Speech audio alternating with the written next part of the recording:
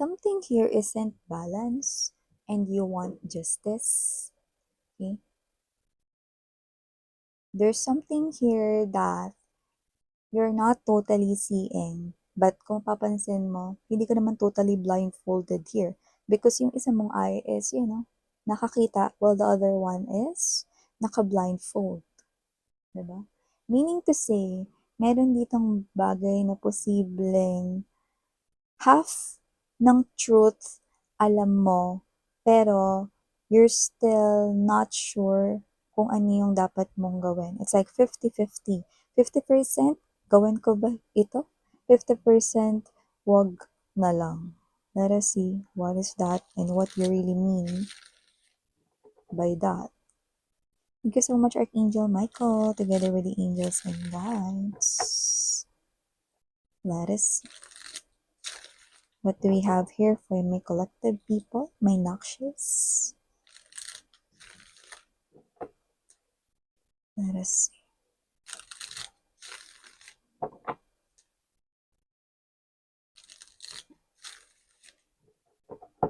Okay.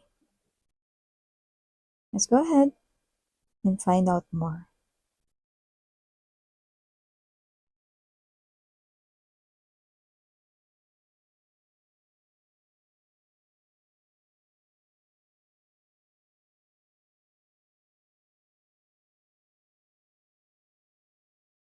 Oh, parang there's something going on right here. So let's keep moving.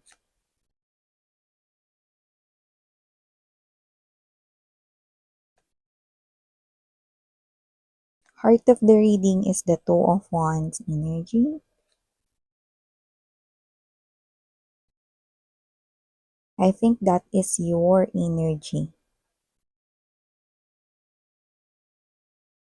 Uy, this is what, no, ang spirits ay sinasabi sa inyo. We've got bottom of the deck, Eight of Wands energy, Queen of Swords, and the World card energy. Mamaya sabihin ko sa inyo kung ano yan, pero yan yung dapat ninyong gawin if this reading is yours. So only just take what resonates with you guys. No? Piliin nyo lang mga mensaheng tingin nyo ay connected kayo. So before we dive deeper into sa reading ninyo mga babes, no, paalala muna tayo na hindi ito for everybody. And of course, wala po tayong gender dito. Baal, lalaki, LGBT, lahat kayo, welcome.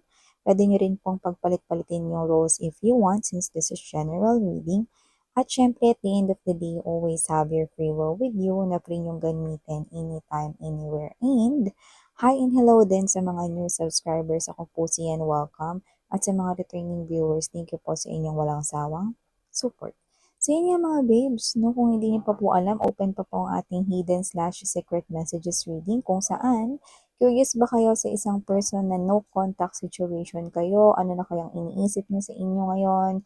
Ano na ba yung view niya sa inyo ngayon? Paano niya ba kayo nakikita ngayon? May plano ba siya involving sa inyo ngayon? Or meron pa ba siyang gustong sabihin sa inyo na hindi niya masabi ng diretso or straightforward sa inyo? Yeah, that's what we're gonna find out. I'm gonna get that person's current energy or real-time energy for you guys.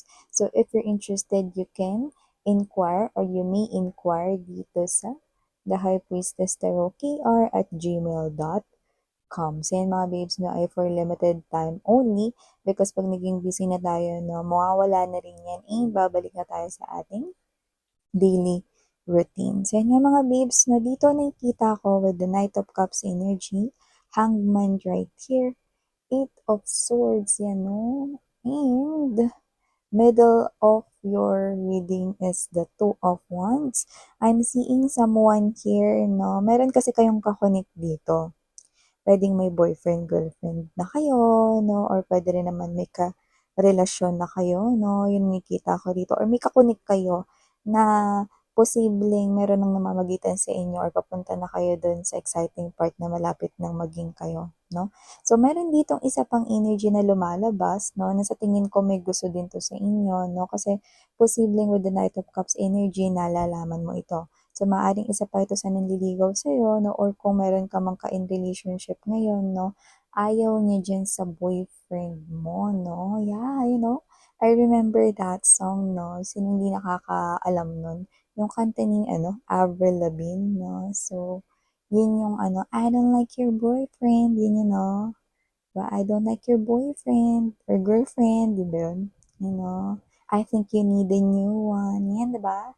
So, whatever the case may be, I'm seeing someone here 'no, na hindi niya gusto yung ka-relationship mo 'no, yung boyfriend mo, yung girlfriend mo 'no, kung sino man 'yan na nagugustuhan mo or kumo-connect sa'yo 'no, na posibleng nagkakaroon na ng something fishy sa inyong dalawa 'no. So, nakikita ko rito 'no, na karamihan sa inyo possible na meron kayong boyfriend, kasintahan, or girlfriend na nga 'no, kaso parang nitong nakaraan lang 'no is parang puro na kayo away dito, hindi na kayo nagkakaintindihan with the Five of Swords energy, Four of Cups energy na parang mas lalong dumadalas yung away ninyo 'no.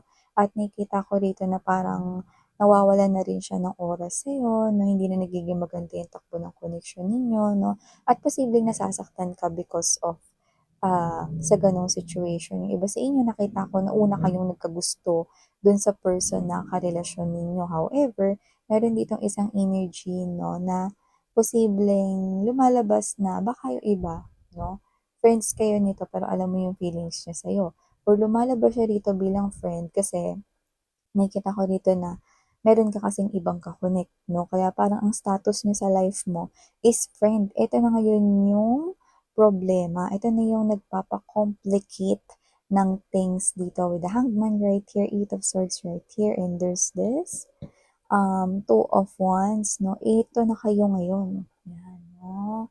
Hindi ito puwede, 'yan 'no, may gano'n kayo dito 'no. Anong ibig mong sabihin do'n, Miss 'yan? Sinasabi mo dito sa sarili mo na parang, "Teka, faithful akong tao, faithful ako sa boyfriend ko, faithful ako sa girlfriend ko." 'Yan, LGBTQ supporters, welcome din kayo mga sweetheart 'no.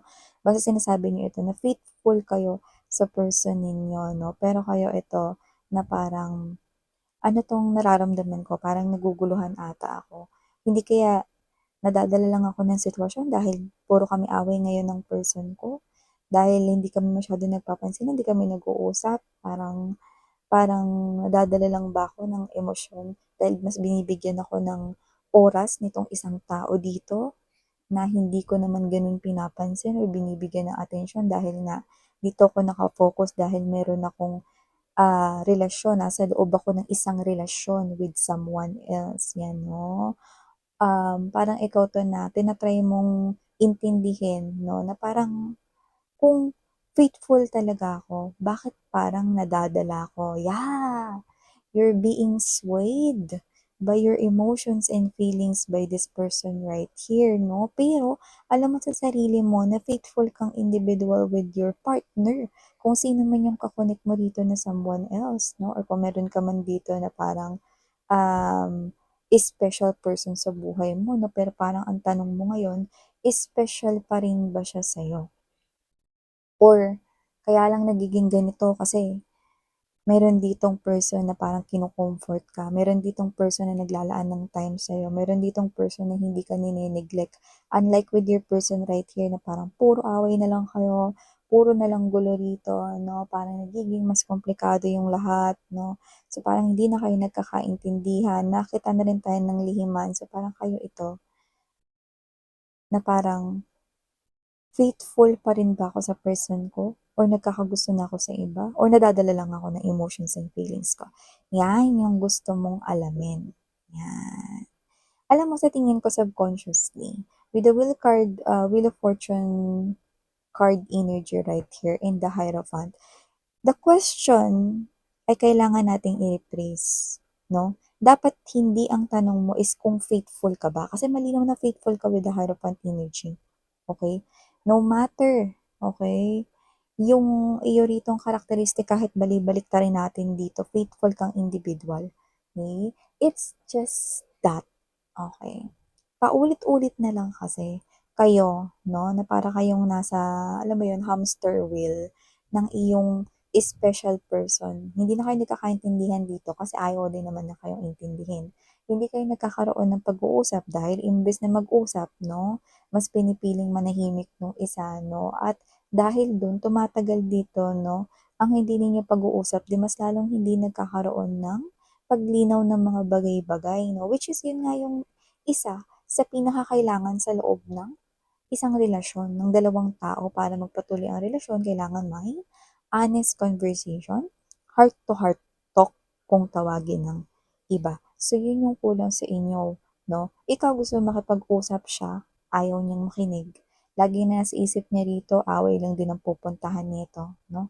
So nakita ko rito na posibleng kayo ito 'no na, siguro may parte na nagsasawa kayo sa person ninyo kasi paulit-ulit na lang yung nangyayari sa inyong relationship 'no, and then eto na naman, mangyayari na naman 'tong bagay na 'to 'no. Kaya aminin na natin 'no na you're tired pagdating dun 'no, but you're faithful pa rin with your person.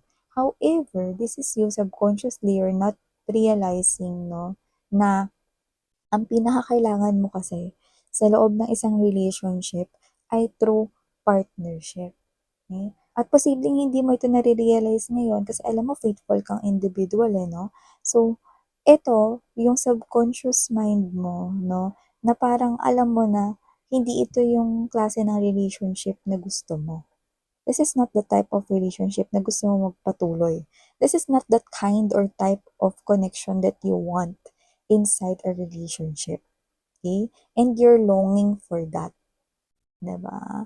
Alam mga babes 'no, sometimes kumakapit na lang tayo sa isang person just because, okay, hindi para masabi faithful tayo sa kanya. Walang question yun, eh. Kundi alam mo yun 'no, minsan kasi parang nasasayangan tayo sa time, oras, panahon na ginugol natin 'no, together with those person 'no, or those people, 'yan. Pero meron ding time to make a decision, to think, have that pause or break, and to take time thinking, 'yan 'no. Kailangan niyo rito na pag-isipan nitong mabuti.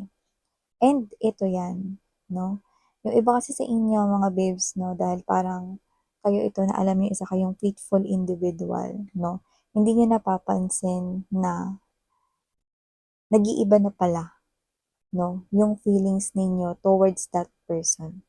Or sabihin natin, posibleng dahil hindi niya kayo nabibigyan ng time and attention, possible rin 'no, na dahil dun parang nawalan kayo ng assurance 'no, na parang subconsciously ang nasa isip ninyo although you're not realizing it, possible na iniisip mo rin na hindi ka na importante dun sa special person mo. And dito sa sitwasyon na 'to 'no, if if your question is, faithful ka sa person mo, pero bakit ka nadadala or nasi-sway dito sa emotions 'no, nitong tao na 'to at pinapakita nito sa'yo, 'di ba? Why? Because hindi mo lang na-realize pero nagkaroon ka ng change of heart. Because subconsciously, unaware, like hindi mo napapansin, hindi mo nano-notice 'no, na yung emotions mo, yung thoughts mo 'no, is dinadala ka sa pathway na deserve mo 'no. Ito yung magandang nakikita ko mga babes 'no, with Two of Swords energy, gulong-gulo ka kasi consciously 'di ba alam mo yung conscious, yung gising ka, itong 3D world 'no, itong napapansin mo dito, you're holding on to that person kasi siya yung ka-in relationship mo. You're holding on to that relationship because kayong dalawa yung nasa loob ng relationship. But subconsciously, you do not like the pattern na nangyayari sa inyong relationship. Hindi na kayo yung dating labi-dabi 'no, na may bigayan dito, equal give and take 'no. You are no longer on the same page with that person. So here, now, maganda 'to because with the Eight of Wands energy 'no, Queen of Swords and there's this World card energy. Yan mga babes na spirits are saying, okay, etong nangyayaring sitwasyon na ito, okay, ito ang nakabubuti para sa'yo. Nasa tamang chapter ka na daw. You are on the right chapter already. You just need to turn the page. Turn the next page. What do you mean, Miss Yan? Yan, no? So, wala tayo ditong easy at wala rin naman tayo rito mga babes, no, na na palaisipan o kaya ipapaliwanag ko sa inyo ngayon, ibig sabihin sinasabi ng angels and guides mo, no, ni universe dito na nasa tamang chapter ka ngayon. Ito yung bagay na kailangan mong pagpukusan. The question is no longer how faithful you are with your partner, but the question here is that the type of love you deserve to receive? 'Di ba? Kasi here ang pinapakita dito mga babes 'no, is this new guy or this new girl right here trying 'no, na sinasabi sa'yo rito 'no, hindi para sungkitin ka niya mula dito sa tao na 'to or agawin ka niya mula dun sa tao na yun na nagpapasakit ng loob mo or nagpapahirap ng sitwasyon palagi 'no. Nakikita ko rito 'no na na siya yung taong sinasabi ng spirits and angel guides na nasa tamang chapter ka na. Kailangan mo mga babes 'no, na maging malinaw at maunawaan sa sarili mo, ma-discover yung nilalaman ng heart and thoughts mo subconsciously and listen to your intuition because the universe is sending you messages. This new guy, this new girl right here saying that he or she do not like your boyfriend, ayaw niyan i-steal ka niya mula sa person mo, pero gusto niya ma-realize dito your worth, yan 'no. Eh, ayaw niya yung boyfriend mo, ayaw niya yung girlfriend mo. Yeah, gusto niya maging boyfriend and girlfriend mo 'no, he or she can be your girlfriend or boyfriend right here. However, gusto niyang ma-realize mo rito your worth, eh. How much is your worth, 'di ba? Hmm, ganun yun. Gusto niyang ma-realize mo yun, eh. At nandun siya sa confidence kung saan if you want a boyfriend, a girlfriend, a lover, I can be your girlfriend, you know, I can be your boyfriend, you know. So, yeah, you might need a new one, but that new one is none other than him or her. Knight of Cups energy. Diba? So, spirits are saying, okay, make a decision right here to cut something that no longer serves you emotionally, no? Para maiwasan yung mental stress din, no?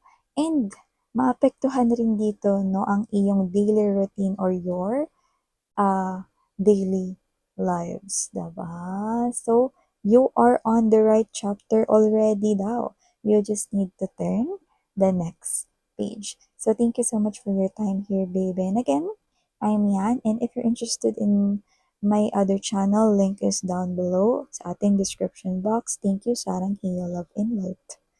Ganyan.